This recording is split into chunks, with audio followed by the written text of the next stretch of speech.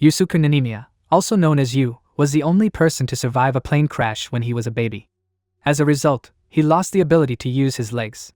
Even though he doesn't know who his parents are, he doesn't feel sorry for himself. He is thankful because a kind woman who owns a flower shop took him in and raised him as her own. He meets Saki, who was given to him as an older sister. As a child in the hospital, he meets an old man pointing his cane at the sky. The man says he can use magic to go to another world. He says that their world is connected to another one, and whoever is chosen can go back and forth between the two. His eyes widen, and he wishes he could go there too. The man smiles at him and tells him that people's lives are linked between the two parallel worlds and have the same interests and traits. You return to see the old man again before leaving the hospital. He says that he, too, will soon go to the other world. You ask him if he can come with him, but the old man laughs and says that only chosen heroes can go, so if he becomes one, he's sure he can go to the other world. One day, you see a dog going after Haru. He throws a rock at it, and even though it hurts him, he takes it upon himself to save the other boy. After running into each other, they say hello and are friends. Haru looks at him happily and says that they look like they belong together. Even though Yu is seventh wheeling Haru and his girlfriend, Kotona, are still friends, they do their best not to make you feel left out. Because of his disability, he can't always go to the places they want to go. You secretly like Kotona from afar, but because his friend is dating her, he feels frustrated and hides his feelings. While he is at home, Kotona calls and says that someone is following her. It doesn't make sense that she would call him for help instead of her boyfriend or the police. He asks Kotona where she is, and she takes him there. After a while, he finally finds Kotona, only to see a killer in a black cloak stab her. Just as Haru gets there, the person who did it runs away. Haru takes her to the hospital quickly, and you follow. However, as they cross the road, they run into Truck-kun and Aisuke. When they open their eyes, they are in a place called Evermore that they don't know. They get up to look for Kotona, and without even realizing it, you start walking. Even though Yu has spent most of his life in a wheelchair, Haru points it out immediately, and they hug out of happiness. As they walk around, you realize they are in a new world because there are demi-humans. He thinks that Kotona's wound is probably also healed since his legs work in this dimension. They ask the locals if they've seen their friend, Kotona, and describe her until they show them a poster of Princess Astrid, who looks just like Kotona.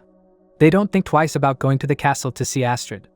Instead, they sneak in through the carriage of some magical healers that the king had asked for. When they get to the princess's room, Astrid is lying on the bed with the same injury as Kotona.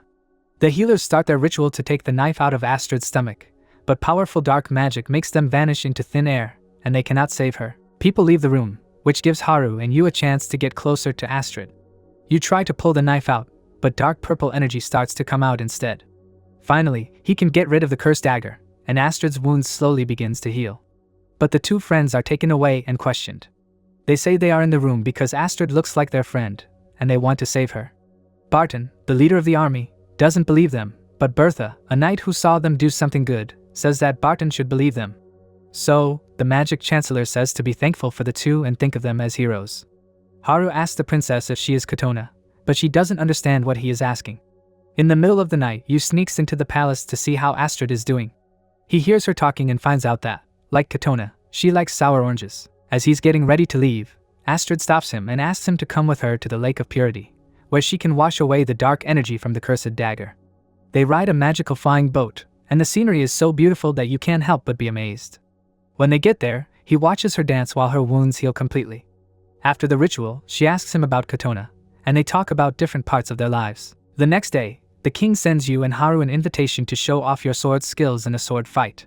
Yu and Haru don't know it's a test of their loyalty. A lot of fighters join them in the arena to fight. They grab their swords and get ready to fight. Yu move quickly enough to avoid their attacks. He sees that Haru is trapped and runs to help him. They stand next to each other and take out their opponents in perfect sync. Naz ends the fight and tells them to come to the king. To their surprise, they are being held because people think they are assassins from the Black Banner, a group against the country.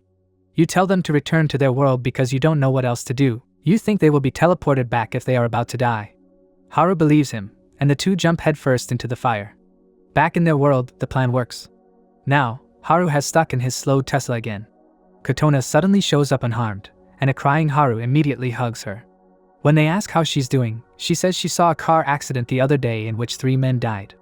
They look at the pictures in the news and realize they look like the healers who tried to save Astrid.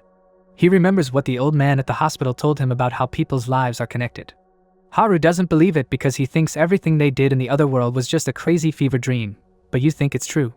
He feels that they saved Astrid is why Kotona is still alive and well. The next day, they look for Kotona because she didn't go to school.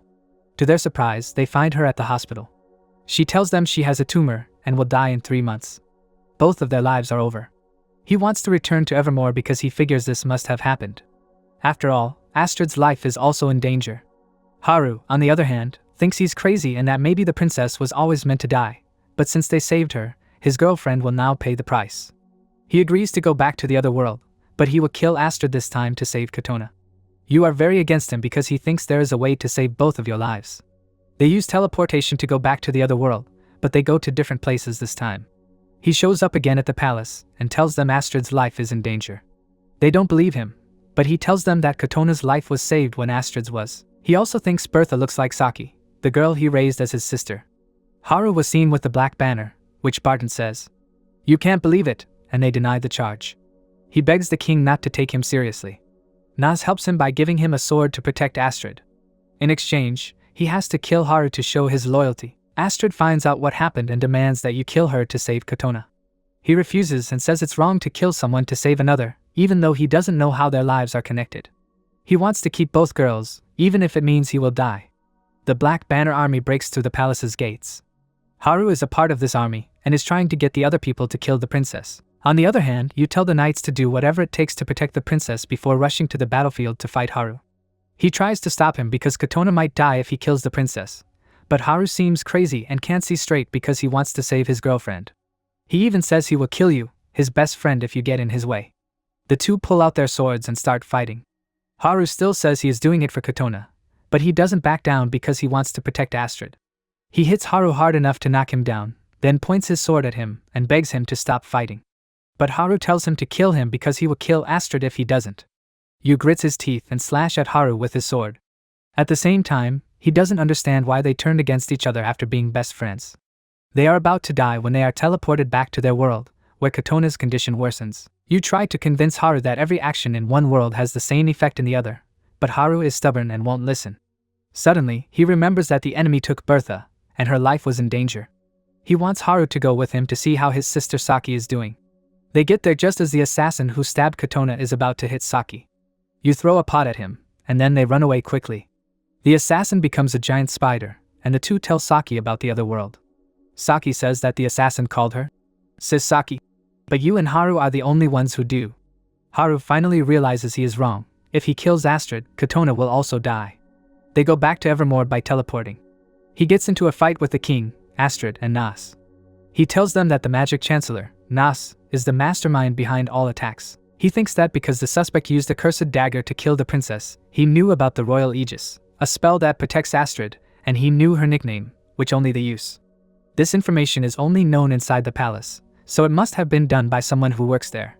Nas says that the accusation is false because there is no proof, but you say that Nas has the same magical smell as the cursed dagger. Astrid tells him to show her how he looks. When Nas is surrounded, he takes off his clothes and shows the curse marks from the royal aegis, which proves what they already thought. He lets out a dark aura and says that he is Galaroth, the leader of the Black Banner. Also, he is also Sedulous, who is supposed to be dead and is the king's older brother. His father killed him in the past, but alchemy brought him back to life, and now he wants revenge. He wants to kill Astrid to take her powerful magic and become the new king. Nas changes into Galaroth and uses a spell to take control of Haru and make him kill the princess. Haru's body moves on its own to attack Astrid, but you stand in the way. He dodges an attack, and everyone is surprised when a white light shines from his palm, blasting Haru away and ending the control. But Galaroth can capture Astrid. Yu tries to attack him, but the wall between them is too strong for his sword to get through. They follow the bad guy outside to a garden, where Galaroth destroys the palace. Yu quickly move to protect Astrid from the falling rocks, but he gets hit in the back with a spear. He screams in pain, and Haru quickly pulls it out of his body. Galaroth waits patiently as they take his friend to a safer place, but they don't give him any medical help. As he keeps fighting to stay alive, Astrid kisses his forehead and says she's sorry. Before he can do anything, he sees her getting into Haru and going to fight Galaroth. He starts to have trouble seeing, and suddenly he sees the old man from the hospital again. The man walked up and asked if he was scared of dying. Yu said he was, but what scared him was that he couldn't protect the people he cared about. The man gave him his cane and told him that a hero was the only one who could use it. When he picked up the cane, He was surprised to see it magically lit up. Galaroth turned into a giant monster and grabbed the princess, trying to get her to give him power. Yuu used the cane to stop Galaroth's attack when he tried to kill him. He fought him as hard as he could to protect the people he cared about. The cane gave off a blinding light and turned into the legendary Morningstar sword, a weapon that could do a lot of damage and heal his fatal wound. Galaroth took the princess high into the air to escape the sword. He asked a giant bird for help, and the bird flew him up to the enemy. Using Morningstar, he cut Galaroth's arm, caught Astrid, and brought them back safely. Galaroth chased after them, but he used his blade to block his attacks. He quickly moved out of the way of his blows and threw his own, changing his strategy. Instead, the bad guy went after Astrid and surrounded her with a dark beam. He tried to protect her, but he was hit in the back. Galaroth smiled at his victory as he fell to the ground. But he saw that Yu's sword was missing, and when he turned around, Haru was coming at him with the sword and putting it straight through his head. Galaroth turned into dust, so they were able to beat him. There was a portal back to their world, and it turned out that they could only go back and forth because of Galaroth's power. Now that he was gone, they couldn't go back. Astrid thanked them and said goodbye to them as she left. Haru grabbed Yu because they had to move quickly, or the gateway would close, and they wouldn't be able to get back to their world. Astrid told him she would never forget him and wanted to be with him for the rest of her life. He didn't want to leave, but she told him they would die if they stayed in her world. He said goodbye to Astrid, but while they were walking back, he told Haru he was sorry and let go of his hand. Haru yelled his name, but his friend smiled and said goodbye. Haru woke up in the human world and saw that the people she knew were slowly losing their memories of Yu. Then he realized that Yu and he were the same. When Yu came to the human world to save him, he was there when the plane crashed. Even though they were the same person from different worlds, they grew up together and became best friends. They even fell in love with the same person, Kotona for him and Astrid for Yu. Their lives had always been linked. Yu married Astrid and became the new king of the other world.